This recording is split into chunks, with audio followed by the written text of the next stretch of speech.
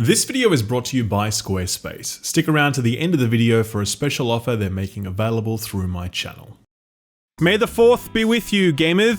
That's right, it's International Star Wars Day, so I hope you're kicking back with a frosty blue milk somewhere, maybe on one of those beaches with no sand, because we hate sand. I mean, it's coarse, it's rough, it's irritating, and it gets everywhere. Okay, let's talk about some gaming news. Last week, EA got in some hot water when a Canadian news channel got hold of some leaked documents that alleged that, wait for it, EA pushes people into their Ultimate Team game mode so they can fleece them for cash. While regular civilians were like, oh, this is terrible. Gamers were like, lol, welcome to 10 years ago. Nice to have you with us, Captain Obvious. Anyway, EA thought it would be a good idea to respond to these salacious accusations, so they did. They put out a statement that's like, oh, we would never do that, never. Get this line, right? This is what they said. We do not push people to spend in our games. Where we provide that choice, we are very careful not to promote spending over earning in the game. I mean, you gotta respect the straight-faced hustle of it all. They also use the response as a chance to, once again, argue that loot boxes are totally not gambling, even though they're totally gambling. Anyway, keep fighting the good fight, EA. Gamers will always have your back. Activision made headlines this week for pretty shitty reasons. Crash Bandicoot and Spyro remake developer Toys for Bob has done a spectacular job bringing these classic all-ages franchises back from the dead, releasing a number of titles that have met universal critical acclaim. So it makes perfect sense then that Activision has laid off a whole bunch of their staff and put the rest to work on Call of Duty Warzone updates. The news comes from former employees spilling the beans on Twitter and was later confirmed when the Toys for Bob Twitter account said they were working on Call of Duty Season 3 updates. It follows the winding up of Vicarious Visions, who were subsumed into the Blizzard hive mind as they led the development of Diablo 2 Resurrected. It's just sad seeing how disinterested Activision is in fostering innovation and talent, choosing instead to double down on its blockbusters and paying big executive bonuses. And yes, that's also a hot topic this week because Activision Blizzard's CEO and Jonah Hill stunt double Bobby Kotick said he would take a 50% pay cut for both his annual salary and his maximum performance bonus. It's kind of a fig leaf though, since most of his pay comes in the form of stock options, which are not part of this deal. His base salary and bonus might net him a maximum of $2.5 million, but his stock options could be worth 30 or 40 times that. Pay cut or not, Bobby Kotick will still be rich as a pharaoh and just fine, unlike the hundreds of people his company has sacked over the last 12 months. It's not just Activision executives with their head in the trough though. This week, Jason Schreier of Bloomberg revealed that Projekt Red would still be paying out absurd bonuses to management, despite Cyberpunk being the most disastrous video game launch in history, because of the decisions taken by management. There's a profit share bonus pool of around $60 million that's distributed to both staff and executives. $30 million of that is shared amongst the 865 employees that made the game. The other $30 million is split among 5 board members who fostered a culture of crunch and pushed the game out before it was ready. It really doesn't get much more corpo than that. Here's something fun. Riot will now be recording voice chat to weed out toxicity. The news comes through an update to Riot's terms of service, which now say that you need to consent to Riot recording your voice when you play their games. Obviously, this is to stamp out racism and misogyny and hate speech and the general abuse that defined much of our childhoods as we grew up wearing those old Xbox Live headsets. I mean, the sound quality on those things wasn't great, but you knew what people were saying when they said it. So yeah, watch yourself next time you're playing your next round of Valorant because Big Brother is listening. Speaking of Riot, you might have heard that there was a League of Legends classic fan project in the works over the last few years, which aimed to restore a 1.0 version of the game for shits and giggles. Riot didn't find it very funny, issuing warnings throughout the life of the project, but this week putting their foot down in a very awkward exchange. A rep from Riot's security team who went by the handle Zed sent threatening messages to the project such as, "Give me what I'm looking for and we won't sue, refuse and we will." And he also said, "I'm on the security team. I find people and things." This guy really feels like he was trying to do his best Liam Neeson impersonation right there. Riot would later go on to say that it was disappointed by the tone of the exchange, but stood by the objective. Sadly, the fan project will not be going to Game 5.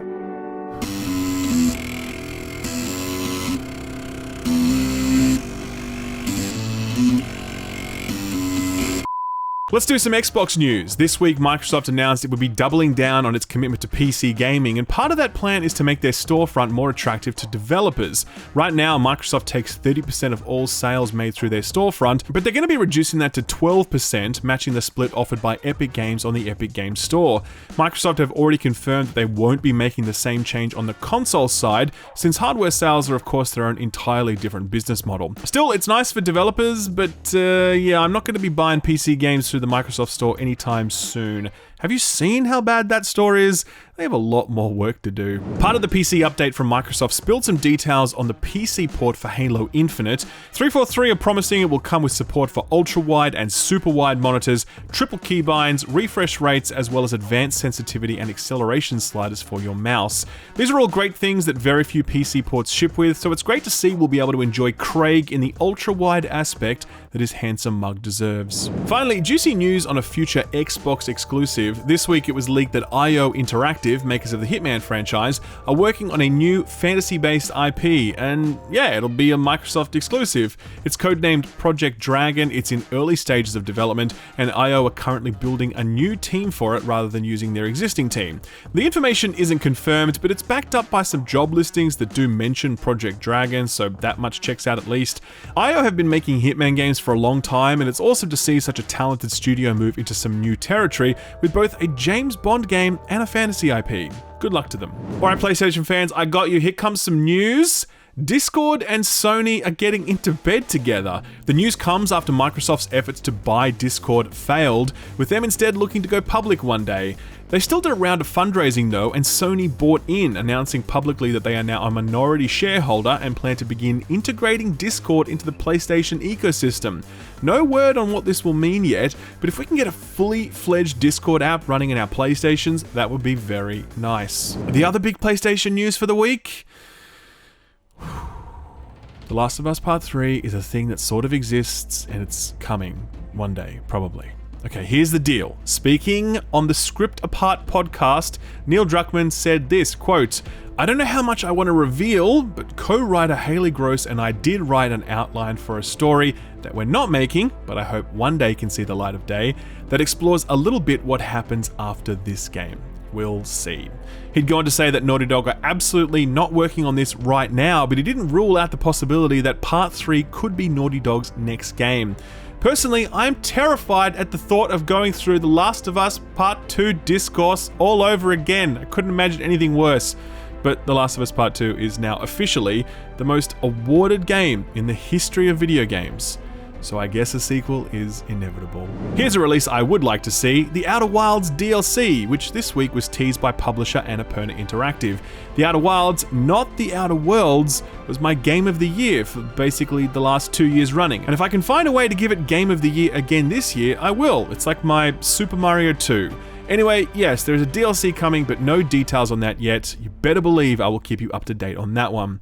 Speaking of DLC, Europa Universalis 4 released its Leviathan update this week, which now has the lowest user score of any item on Steam. Only 7% of the reviews are positive, owing to the fact that the update breaks pretty much every aspect of the game and deletes everyone's save files. That's not good. People need those. And finally, did you know that Respawn won an Oscar this week? And also, did you know the Oscars were this week?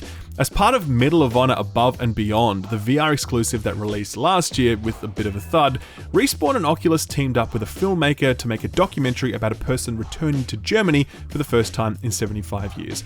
It was so accomplished that, yeah, it won an Oscar for Best Documentary Short. So in addition to reviving Titanfall 2's multiplayer community, Respawn also won an Oscar. Not a bad week. A very big week for announcements and delays this week, so let's crack on. First up, take a look at this. 果然，费鲁因不止派了他来。 I can't be certain, but I believe he is riding his sword as a hoverboard, so already this is a Game of the Year contender. Lost Soul aside, looks like Devil May Cry meets Final Fantasy 15, and it certainly turned some heads this week when it was revealed. No release date on this yet, but it's coming to next-gen consoles at some point. Among Us, the deception simulator that taught an entire generation of kids that it's okay to lie, is coming to PlayStation 4 and 5. Given you can play this game on your phone for free, I don't know why you'd want to use your $500 next-gen console to play it, but you can if you want to when it releases later this year, no date yet. You may want to direct that console horsepower to the upcoming next-gen update for Star Wars Jedi Fallen Order.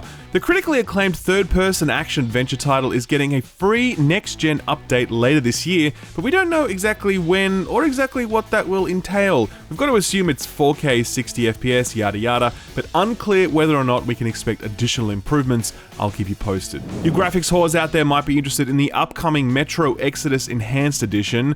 It's exclusive to the PC, it's out on the 6th of May as a free upgrade to anyone who already owns the game, and it's the first ever PC game to demand an RTX GPU. You cannot play it without an RTX GPU. Reason being, it looks astoundingly good, and it's all about that ray tracing. Digital Foundry did a 40-minute showcase on it, which I really recommend, and yeah, the game itself is fantastic. It's one of the most immersive shooters I've played.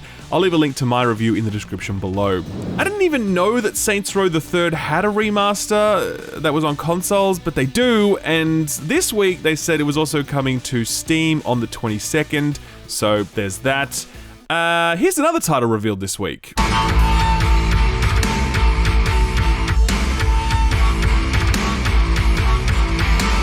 Blood of Heroes looks like For Honor, but, you know, not. For Honor is a little long in the tooth at this point, and it feels like no other game has tried to do what it's doing. Blood of Heroes looks like it's trying to take a slice of that pie. It's heading into closed beta at the moment on PC, so sign up now if you're interested. And the last announcement is kind of hard to believe, but it's real.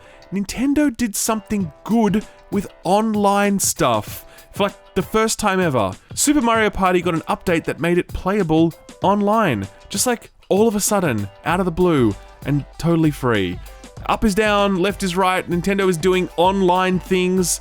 I don't know what to believe anymore, man. I need a drink. Finally, one big delay that really seems to have slipped through the cracks. Fall Guys will miss its deadline for the Nintendo Switch and Xbox ports. They were originally meant to ship between June and August, but have since been pushed to indefinitely. Never a great word to see when it comes to a delay. So what came out last week? Well, first up we had new Pokemon Snap, which I have not played, but Metacritic has been kind to it, scoring it 80, but I've learned to be very skeptical of Pokemon reviews after Sword and Shield scored 80 as well, which is, that's insanity. Anyway, Well Played scored Pokemon Snap a 90, saying, quote, "New Pokemon Snap is the perfect mix of discovery and escapism that retains its nostalgic feel but in a modern and beautiful Poke-laden package." And GameSpot backed them up with a score of 80, saying, quote, "Fans clamored for a Pokemon Snap remake for years, and with new Pokemon Snap, we've gotten even more than we bargained for." The biggest release of last week, though, was Housemarque's PS5 exclusive Returnal. Now, I reviewed this, and I absolutely loved it. I'll leave a link to my review in the description below. Long story short, Returnal is an absolutely brilliant arcade-inspired third-person shooter, but it's a pretty average roguelike. Even despite its failings, it's one of the best experiences I've had this year and a true showcase for the power of the PS5. Critics largely agree, scoring the game an 86 on Metacritic, though many have called out the frustrating inability to save during the middle of your marathon runs. The reviews have also reopened the discussion about game difficulty, since a number of games journalists simply can't finish Returnal, with some of them suggesting that Returnal's difficulty is like bad design or something. It's really surprising to me because Returnal is hard, but it's not that hard. We have this conversation every few months, but this has been one of the most surprising renditions of it. Anyway, Returnal rocks, and you should buy it if you can afford the very hefty $70 price tag, and if you own a PS5. Which you probably don't, because no one does. They don't exist, they're a myth. So, what's coming out this week? Well, one thing I'm super pumped about, like for real, is the next season of Apex Legends, which will go live around the same time that this video does, I think, maybe an hour later if the rollout isn't delayed. It's a regular old Apex season, except it adds a new character to the roster, which is cool, but the headline act is a new 3v3 arena mode, which was revealed last week. Destiny 2 is my PvP game of choice right now, but Destiny 2's PvP generally sucks at the moment, so I'm shopping around, and Apex is looking mighty tasty at the moment. It's free, of course, it's coming to all platforms, and I cannot wait. Biggest release of the week, of course, is the game with the biggest woman. Resident Evil Village arrives on May 7th for PC, Xbox, and PlayStation consoles. I think I'm allowed to say at this point that I have a copy, and that I have finished it, and that I will have a review up for the embargo. The review will be live Wednesday night, 10 PM Sydney time, so you'll have to convert that to your local time. Because I am under embargo, I cannot share any thoughts at this point, but I can confirm one thing. She thick. One more release that's flying a little low under the radar at the moment is Hood Outlaws and Legends. This looks interesting. It's a 4v4 PvEvP hybrid where squads of ye old-timey Robin Hood types race to steal treasure, taking down enemies and sidestepping traps throughout, only to invariably run into the rival squad at some point. Haven't seen a lot of hype for this one, but I've been keeping it in my crosshairs. It's out on May 10th for PC, Xbox, and PlayStation consoles. Put this on your radar. Our days of innocence have ended. Was it us? Or everything else that has changed? Dark Envoy is the next game from Event Horizon Games. Now, you haven't heard of these guys, that's fine, but a few years back they made one of the best CRPGs to release in a long time. It's called Tower of Time. I just randomly booted up that game and it turned out to be phenomenal. Really brilliant, focused CRPG action. The studio is only really small and they've just unveiled the first gameplay for their next release. It's looking excellent, serving up more CRPG goodness, only now with nicer visuals and some bigger production values. I am very much looking forward to getting my hands on this. If it tickles your fancy, do the devs a solid and be sure to wishlist it on Steam, since that helps them out in a very big way. I'll leave a link in the description below. Sort of free stuff time, and it is a huge week. You love to see it. First up, Epic. You can still get a Champions pack for Idle Champions right now, but on the 7th, you'll be able to get your hands on Pine, which is an open world survival game. It's sitting at 60% positive rating on Steam at the moment, so it's probably not amazing, but hey, it's totally free. PS Plus got its monthly refresh, and it isn't too shabby. First up, for PS4, you'll get Stranded Deep, another survival game where you get stranded on a desert island and you need to survive. It's a generic premise at this point, but at least the Steam reviews for this one are kind, sitting at around 80% positive. Battlefield 5 is the other game for the month, conveniently arriving just before the reveal of the next Battlefield, which EA is hyping up at the moment. This is not a beloved Battlefield for a lot of reasons, but it's by no means bad. It's just unfinished, as EA DICE abandoned the project before delivering huge chunks of the promised roadmap. Anyway, this package does come with a single-player campaign missions included, and I do recommend checking them out since they are pretty good. Finally, for the PS5, you get Wreckfest, the Destruction Derby-style racing game released back in 2018 to critical acclaim, currently sitting at 90% positive on Steam. I'm not a big racing guy, but I enjoy the odd, relaxed smash 'em up when there's a good excuse for it. Those without a PS5, remember you can still add this to your library through the PSN store, so you'll be able to play it later if you ever do manage to get your hands on a PS5 in like, I don't know, 6 or 7 years. Xbox strikes back. Games with Gold might be the second biggest meme in video games right now, after Stadia, but Game Pass is no joke. This month, Xbox adds some heavy hitters to the Game Pass lineup, including Just Cause 4 Reloaded, Psychonauts, Steep, Soccer Gambling Simulator 21, Dragon Quest Builders, Final Fantasy X and X-2, and Remnant from the Ashes. Anyway, this is a crazy month. That's like 400 hours of gameplay or $400 worth of loot boxes if you play FIFA. It's a reminder that Game Pass is the best deal in gaming right now, and nothing comes close. Finally, if you're interested in something free to play, you might want to check out Scavengers, which just went into open early access on Steam this week. Feedback on it is very mixed right now, but the people that are liking it are really loving it. It's a Battle Royale PvE hybrid thing. It looks interesting, but it seems like it still has a long way to go. Anyway, check it out for yourself, free on Steam. Ladies and gentlemen, it's time for our feel-good story for the week. This right here is a banger, okay? For weeks, months and years, we have been roasting Stadia. Entire YouTube channels have been built roasting this product. Entire teams of writers have been crowded around writers' tables, coming up with Stadia gags, but nothing that any outside party could write could be half as funny as the tweet that appeared this week on the Stadia official account. Quote, "Good news! A search bar is rolling out to the Stadia store." Oh, I feel like Joker on the bus. Google, the largest search giant on the planet, who built their entire suffocating monopoly with their search bar, didn't have a search bar in the Stadia storefront. I mean, what were people doing before this? Were they just like scrolling through their list of games until they found something? Like, if you're gonna put this feature in nearly 2 years after the launch of your product, why would you announce it like this? Don't you realize how embarrassing this is? And I'm really going to be sad when Stadia finally ends. It's going to be some very sad times. But not as sad as I am now, because this is the end of the episode, ladies and gentlemen. It's time to go. If you have enjoyed yourself, please do drop the video a like, share it on Twitter and Facebook and all the things. Hit the subscribe button and ding the notification bell so you'll never miss a video. Thank you all. Have a fantastic week, and I'll see you next time.